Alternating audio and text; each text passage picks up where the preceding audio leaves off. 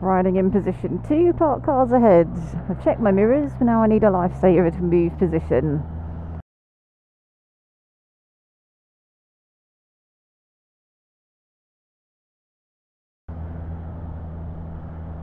Remember, mirrors only show you what's really far down the road behind you. They don't show you what's slightly behind you to your right or left. Those blind spots can be very big. It can be a lorry in that spot behind you. It doesn't have to be something small. Lifesaver, move out. You don't have to do a lifesaver to move back in. There is a small difference there. Because when we're in this position, the likelihood of somebody getting between us and the parked vehicles on the left is very slim.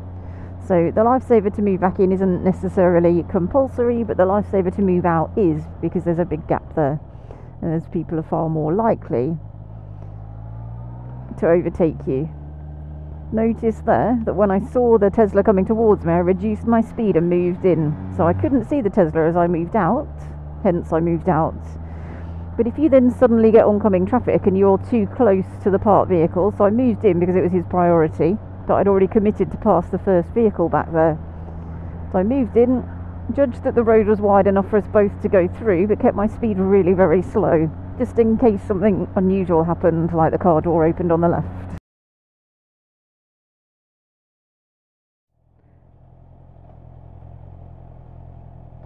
Key considerations when passing parked vehicles are we a door's width away from the vehicle? So if a door were to open, would we actually be knocked off, or would we be able to deal with it?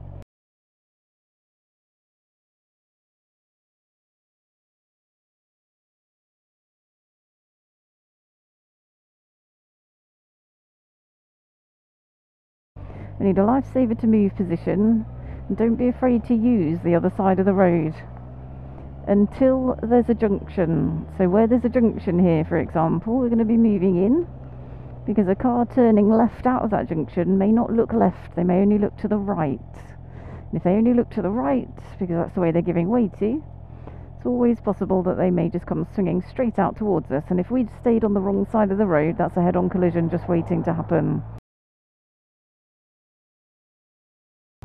So once again, shoulder check to move out, at least a door's width away. Don't be afraid to use more of the road. Perfectly safe to be on this side of the road. In fact, it's the safest place to be. There are a lot of students who hug the white line. You don't need to hug the white line. You can use the other side of the road until there's a junction or any other hazard on your right. So we're past the parked vehicles now, so I'm going to move in, which is useful because of the junction anyway. Looking up the road, we've got further parked cars ahead, so checking mirrors, shoulder check to move out nice and early, giving myself time to move back in again if I need to. A good distance away from the parked vehicles. Another junction coming up on the right, so I'm going to move back in, so I'm on the correct side of the road in case anybody comes out of that junction at the last minute. Once I'm past the junction, I can come back out again. And then I need to move back in because there's no further parked cars on this side of the road. So we shouldn't be riding pointlessly on the other side of the road.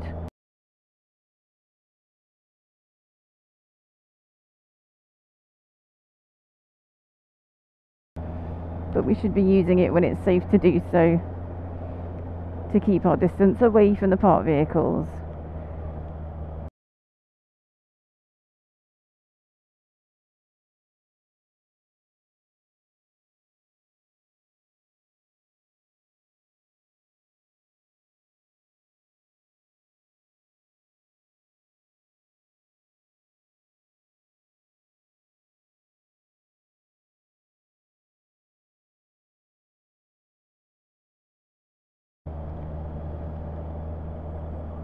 Do you remember to keep an eye on your mirrors whilst you're doing things like that, because the cars behind won't necessarily understand that when you move in towards the parked vehicles, for example, you may need to slow down if you're too close to them.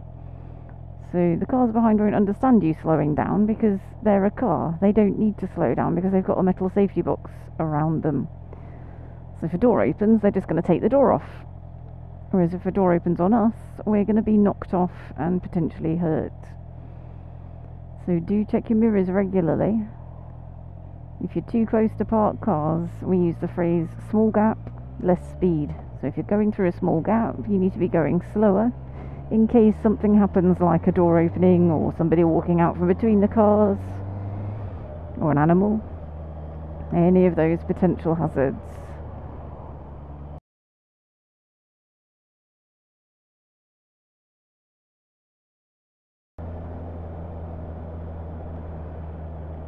Remember to look at your hazards on both sides of the road. So we've got a van opposite.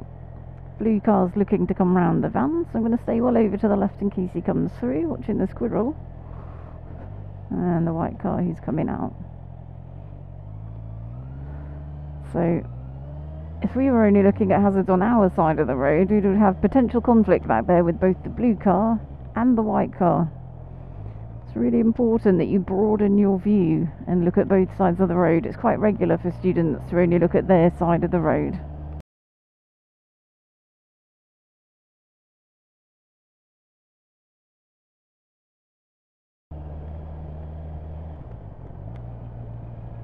Nice, the gap's small here, so I'm going to keep my speed down, even though the blue car behind doesn't understand why.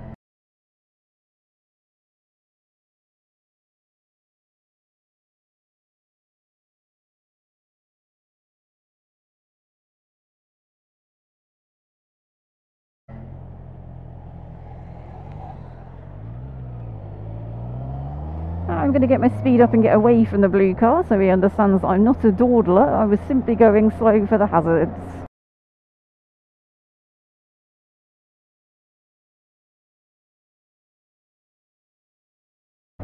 And it's safe for me to have my speed up. It doesn't matter that the flashy lights are flashing for the advisory 20.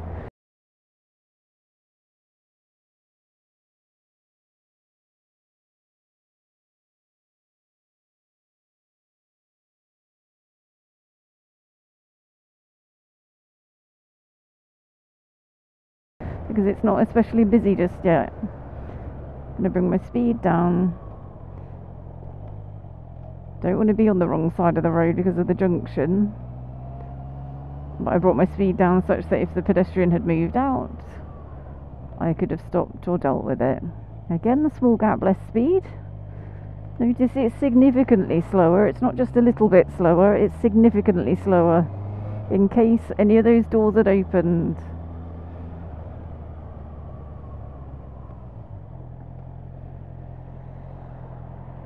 If this road was busy with school children, then I would have been doing the advisory 20.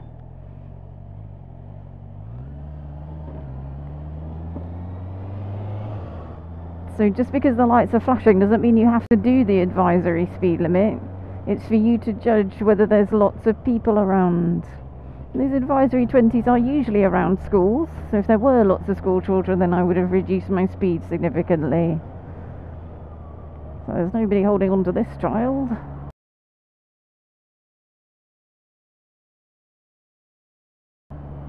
Right next to a main road. So hazards on both sides of the road. We're going to equalise the danger, go down the middle. Let's park cars both sides.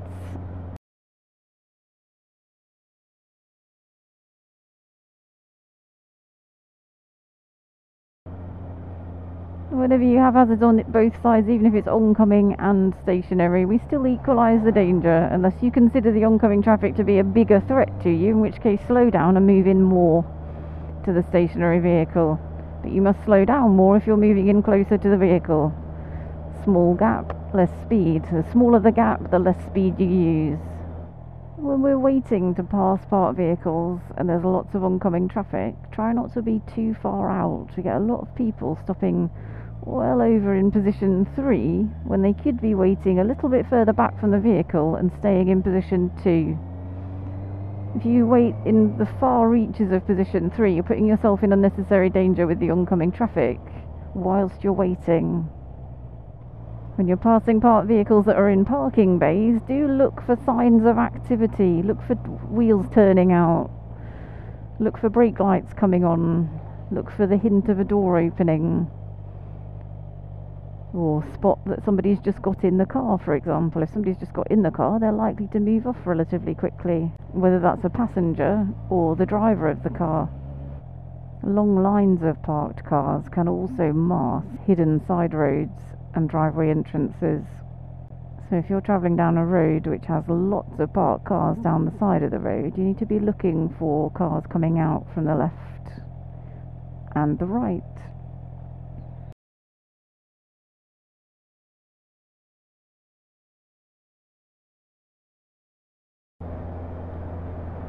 When passing between a queue of traffic and parked vehicles, expect there to be a filtering motorbike coming towards you past the queue. So I'm equalising the danger, but I'm just holding my speed back. I'm now going to move over to the left where it's a bit safer, watching for any hidden side roads between the queue, because there's one there, look. There's nobody coming out, so that's good. And now I can pick my speed back up.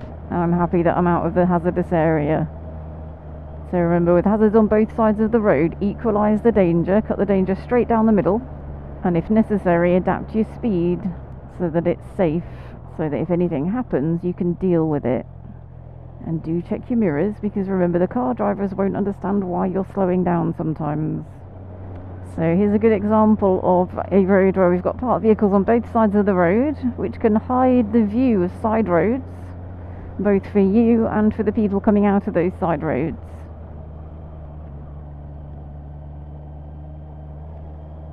Looks quite busy ahead.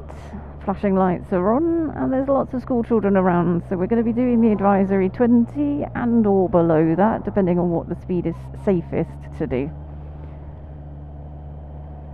Equalising the danger between the parked cars and the oncoming traffic, watching closely for people approaching the crossing, and also very carefully watching the vehicles as I'm passing them to make sure there's no kiddies coming out between the cars, and looking for other cars that are moving off, having dropped their children off. Notice the hidden side roads ahead. The cars coming out of these side roads can't see us, particularly because of the lorry.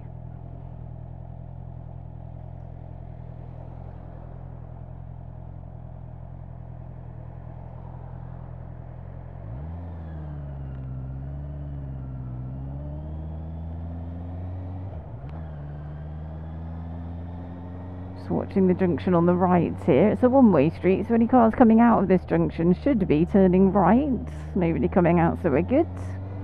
That doesn't mean that we're going to trust them to do that in case they forget. Coming over for a good position past these parked vehicles, and then turning right at the end of the one-way street, making sure we're in the correct position. Watching the vehicles who are oncoming, they're having to pass parked vehicles on their side of the road. So I would rather stay over to the left out of the way, rather than dominating my position to try and force them to stop. The only time that I dominate my position is if I don't think that the gap is big enough for those vehicles to come through and it's my priority. On those rare occasions, I would hold my position to prevent the vehicles from coming through. On most other occasions, however, where the gap is big enough for the vehicles to come through, I would move to the left out of the way unless there's any left hazards.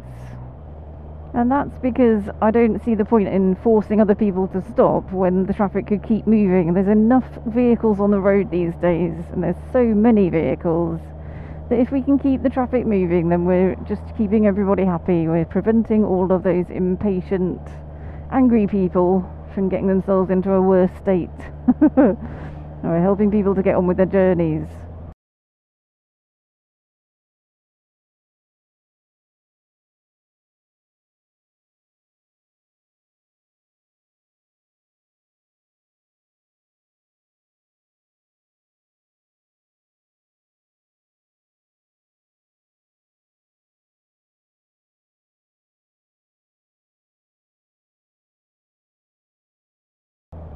So I'm not a firm believer in the hold your position, stop people from coming through. If it's safe to do so, I'll quite happily move out of the way and allow them to come through.